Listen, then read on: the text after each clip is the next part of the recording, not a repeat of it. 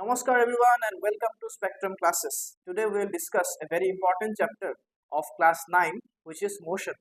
আমি আজি ডিসকাস কৰিবলৈ ওলাইছো নৱম শ্ৰেণীৰ এটি খুব ইম্পৰ্টেন্ট চেপ্টাৰ ফিজিক্সৰ চেপ্টাৰ নম্বৰ 8 মোশন অৰ্থাৎ গতি।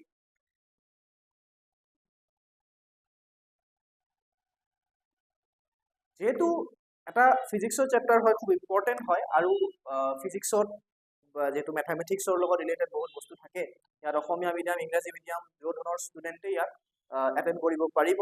যেহেতু আমাৰ কণ্টেণ্টখিনি ইংৰাজীত আছে যদিও মই অসমীয়াত ট্ৰান্সলেট কৰি মই বুজাই দিম, মোৰ প্ৰেজেণ্টেশ্যনটো অসমীয়াতে থাকিব, গতিকে অসমীয়া মাধ্যমৰ অথবা ইংৰাজী মিডিয়ামৰ দুই ধৰণৰ ষ্টুডেণ্টে এইটো এটেণ্ড কৰিব পাৰিব। So what is motion? Introduction to motion. Motion of আমি introduction কৰি দিও কি হ'ব? Motion is one of the most common phenomena in everyday life.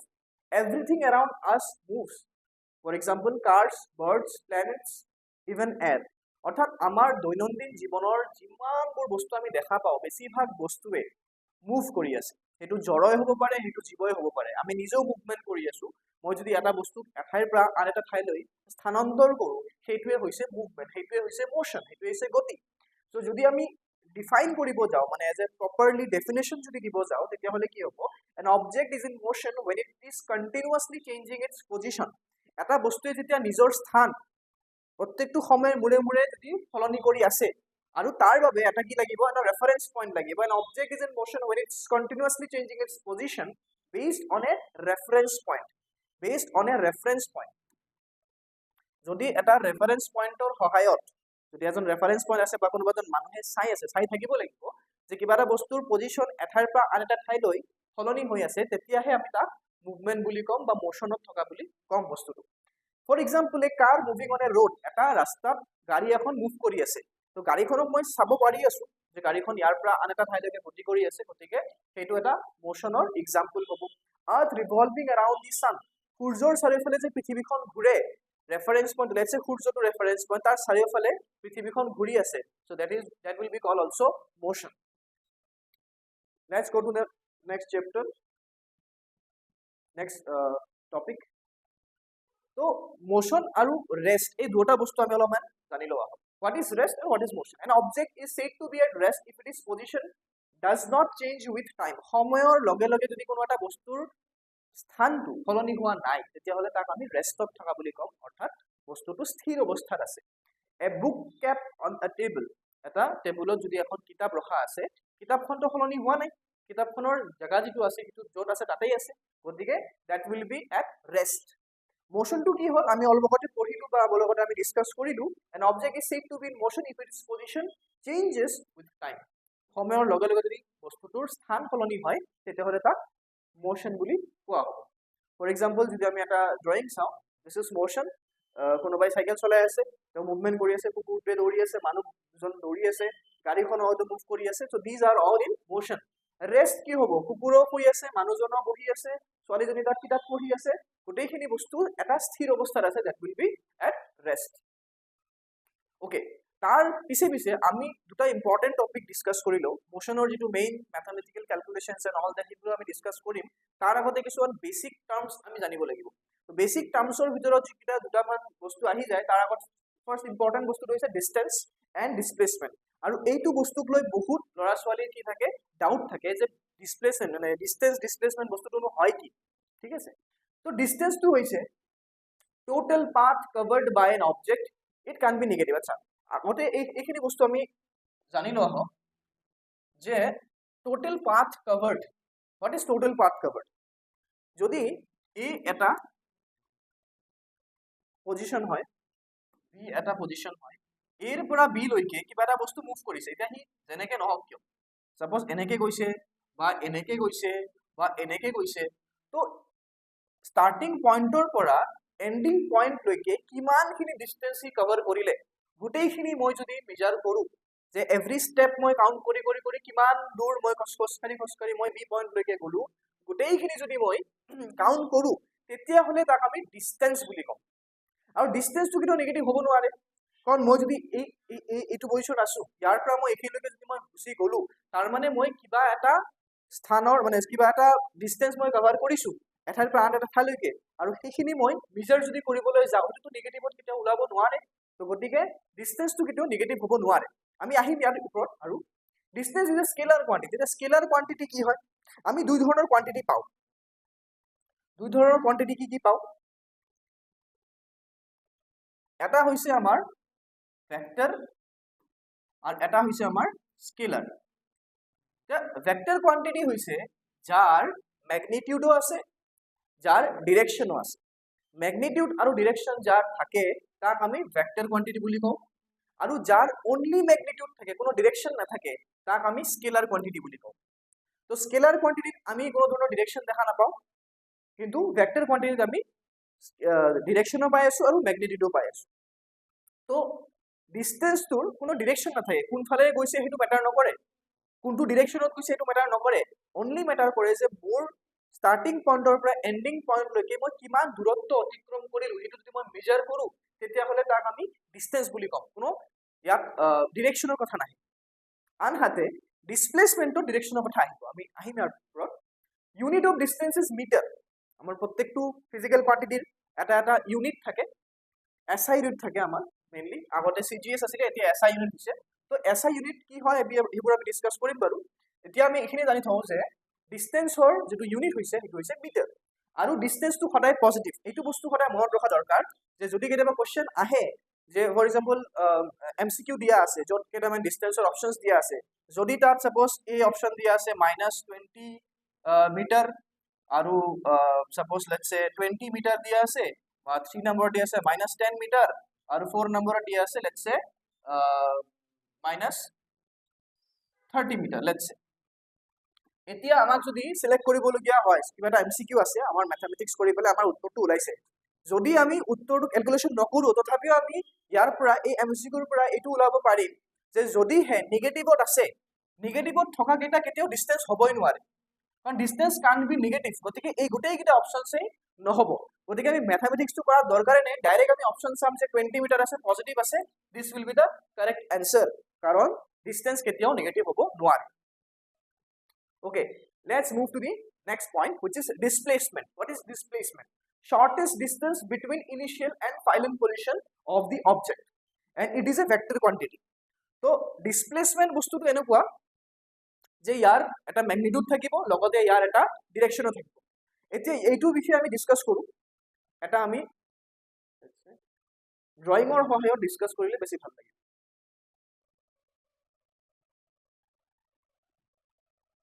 So distance into আৰু displacement কি হৈ আছে ইয়াতে ডিসটেন্সত মই মোৰ ঘৰৰ পৰা ওলাইছো মই দৌৰি আহিছো বা খোজকাঢ়ি আহিছো মই একা বেকা ৰাস্তাৰে গৈ পেলাই মই ইয়াৰলৈকে আহিছো মানে ইয়াৰ ঘৰৰ পৰা বা বেলেগ এটা ঘৰলৈকে গৈছো মই তো এনেকে যে আহিলো মই টোটাল ডিসটেন্সটো মই কাউন্ট কৰিম ইখিনিৰ পৰা ইখিনি মই কিমান দূৰ গৈ এখিলৈকে আহিলো লেটস সে মোৰ পিছফালে এটা মই যদি ৰছী বান্ধি দিও আৰু ৰছীটোৰে যদি এনেকে যদি মই দৌৰি গৈ থাকো তো ৰছীটো এই ৰাস্তাৰ লগে লগে এনেকে গৈ থাকিব আৰু সেই ৰছীটোকে লৈ পেলাই মই যদি একদম ষ্ট্ৰেইট লাইনত মানে পাৰি দিও কোনোবা এখন ফিল্ডত গৈ আৰু তাক মই যদি মেজাৰ কৰো তেতিয়া হলে হেতু হ'ব ডিসটেন্স ডিসপ্লেসমেন্টটো কি এটা ডিসপ্লেসমেন্টটো লেটস সে মই ইয়াৰ পৰা স্কুললৈকে যাম এতিয়া ডিসপ্লেসমেন্টটো কি হ'ব যে মই কেনেকে গৈছো এটা মেটাৰ নকৰে ফৰ এক্সাম্পল মই ধৰি লওক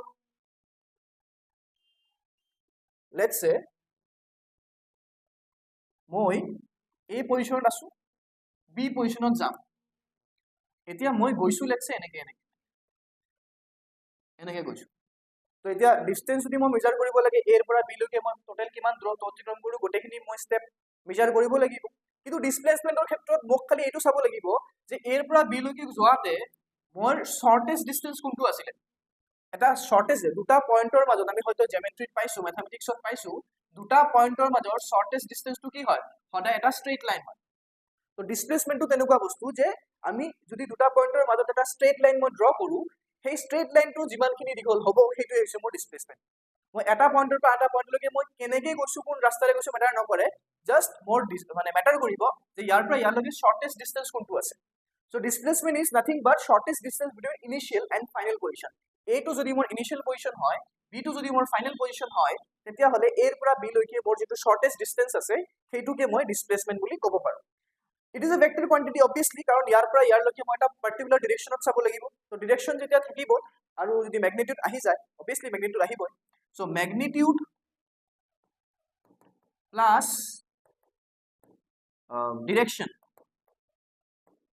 এটু কি হয়ে যায় ভেক্টর কোয়ান্টিটি হয়ে যায় সো ডিসপ্লেসমেন্ট টু ম্যাগনিটিউড আর ডিরেকশন দুটাই থাকে that's why it is a vector quantity তো unit of displacement also metre কারণ আমি যেহেতু জুখিম ডিস্টেন্সও মিটাৰতে হয় আৰু ডিসপ্লেসমেন্টটো আমি মিটাৰতে জুখিব লাগিব এতিয়া ইয়াৰ এটা কেস আছে যে যেনেকৈ আমাৰ ডিস্টেন্সটো সদায় পজিটিভ থাকে ডিসপ্লেসমেন্টটো পজিটিভও থাকিব পাৰে নেগেটিভও থাকিব পাৰে জিৰ'ও হ'ব পাৰে এতিয়া এই বস্তুটো জানিব লাগিব এই বস্তুটো এটা ইম্পৰ্টেণ্ট বস্তু যে পজিটিভ নেগেটিভ আৰু জিৰ' কেনেকৈ হয় এক্সাম্পল যদি দিব কয় কি লিখিম আমি যদি আমাক কয় যে ডিসপ্লেসমেন্ট বাৰু পজিটিভ হ'ব পাৰে নেগেটিভ হ'ব পাৰে কেনেকৈ হ'ব পাৰে মোক এটা এক্সাম্পল দিয়া এতিয়া পজিটিভ বাৰু বুজি পালো যে এ আছে বি আছে এৰ পৰা বিলৈকে গৈছো সাপোজ মই 20 মিটাৰ খোজকাঢ়ি গৈছো সো 20 মিটাৰ মই ডাইৰেক্টলি লিখিম গতিকে this is A positive displacement this is A positive displacement negative displacement কি হ'ব যদিহে মই 20 মিটাৰ মই এনেকৈ গৈছো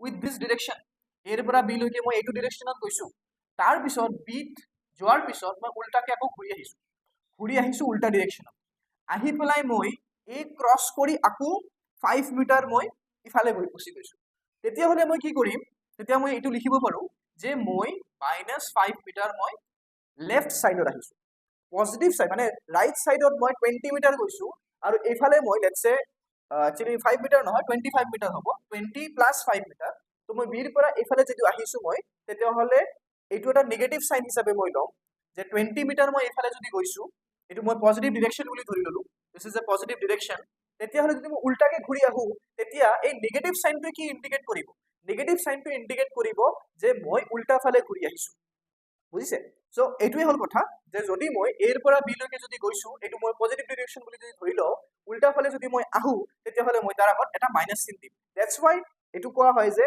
ডিসপ্লেসমেন্টটো নেগেটিভও হ'ব পাৰে কাৰণ এই নেগেটিভ চিনটোৱে বেলেগ একো দেখুৱা নাই negative sign indicates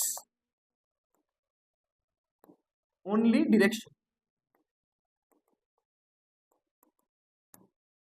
okay and zero হ'ব পাৰে কেনেকৈ জিৰ' হ'ব পাৰে সেইটো যদি এক্সাম্পল ল'ব লগা হয় ফৰ এক্সাম্পল মই এ পইণ্টত ষ্টাৰ্ট কৰিছো আৰু বি পইণ্টত মই যাব লাগে ফৰ এক্সাম্পল মই এ পইণ্টৰ পৰা বি পইণ্টলৈকে আহিলো আহাৰ পিছত মই আকৌ বিৰ পৰা ঘূৰি গৈ এ লৈকে আহিছো তো যদি মই এই পজিশনৰ পৰা মই যদি চাওঁ যে এৰ পৰা মই বি লৈকে গ'লো গৈ পেলাই আকৌ ঘূৰি আহিলো তো ফাইন স্টাৰ্টিং পজিশন কি আছিল স্টার্টিং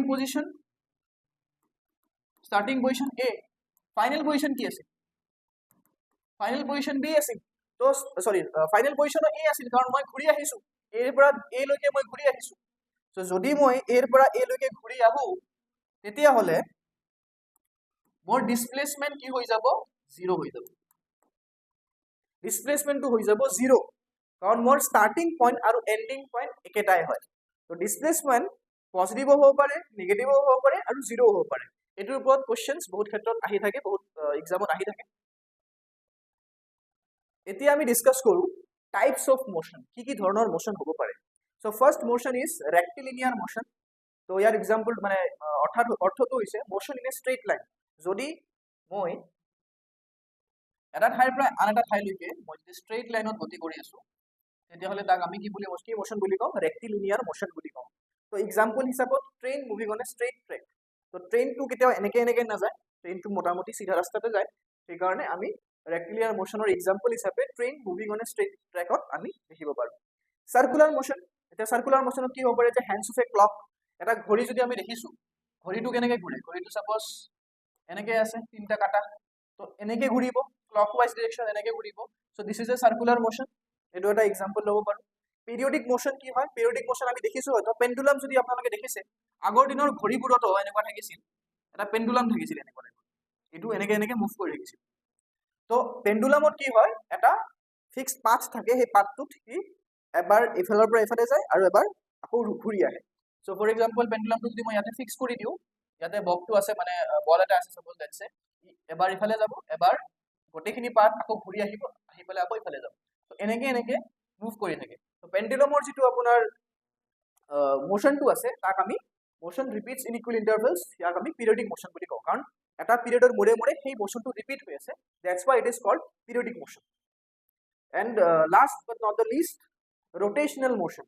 তো rotational motion আমি example হিচাপে earth rotating on its axis, এটা আমি সকলোৱে জানো যে পৃথিৱী কি কৰে নিজৰ এটা এক্সিছত ঘূৰে, পৃথিৱীৰ এটা নিজৰ এক্সিছ আছে which is invisible.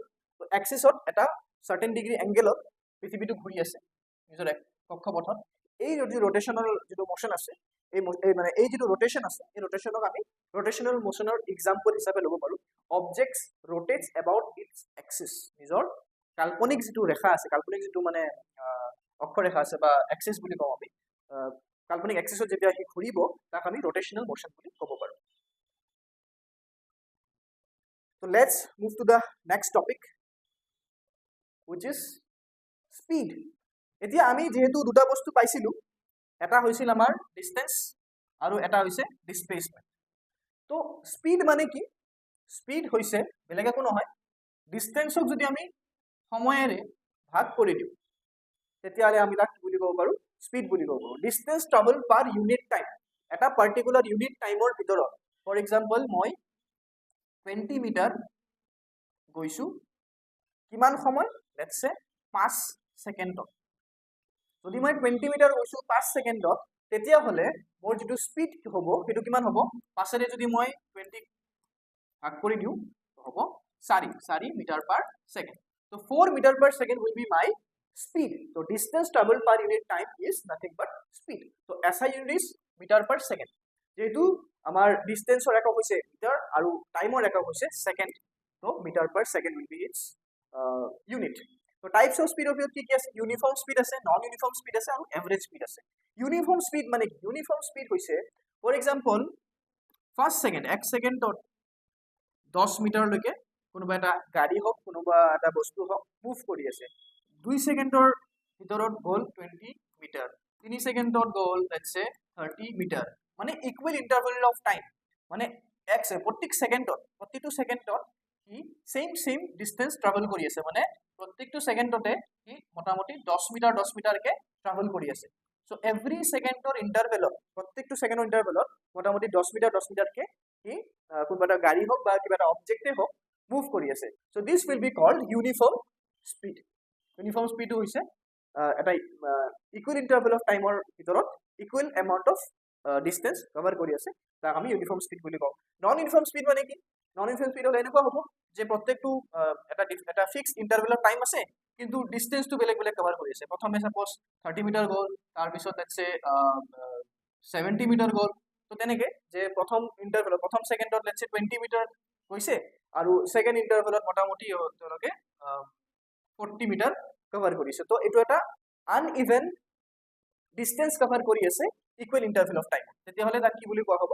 তাক নন ইউনিফৰ্ম স্পীড বুলি কোৱা হ'ব। এণ্ড এভাৰেজ স্পীড কি হয়? এভাৰেজ স্পীড বেলেগ একো নাই, টোটেল ডিস্টেন্স বাই টোটেল টাইম। টোটেল কিমান ডিস্টেন্স কভাৰ কৰিলে আৰু কিমান সময় লাগিলে টোটেল। যে এতিয়া সাপোজ এৰ পৰা বি গৈছে, তাৰপিছত চি গৈছে, তাৰপিছত ডি গৈছে, তো এৰ পৰা বি, বিৰ পৰা চি, চিৰ পৰা ডি তেনেকে গৈছে। তো টোটেল কিমান ডিস্টেন্স কভাৰ কৰিলে?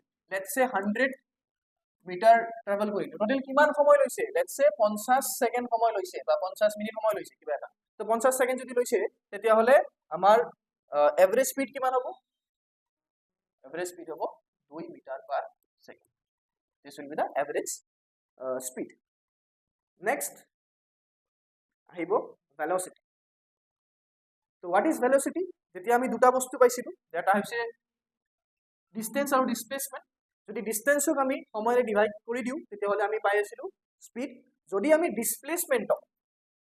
ডিসপ্লেসমেন্টক পাৰ ইউনিট টাইমেৰে ভাগ কৰি দিওঁ তেতিয়াহ'লে আমি কি পাম? ভেলোচিটি। তো velocity is a vector quantity. কিয় ভেক্টৰ কোৱান্টিটি হ'ল আমি আগতে গম পাওঁ যে ডিস্টেন্সটো যিহেতু ডিস্টেন্সটো কি হয়? ডিস্টেন্সটো আছিল এটা স্কেলাৰ কোৱান্টিটি।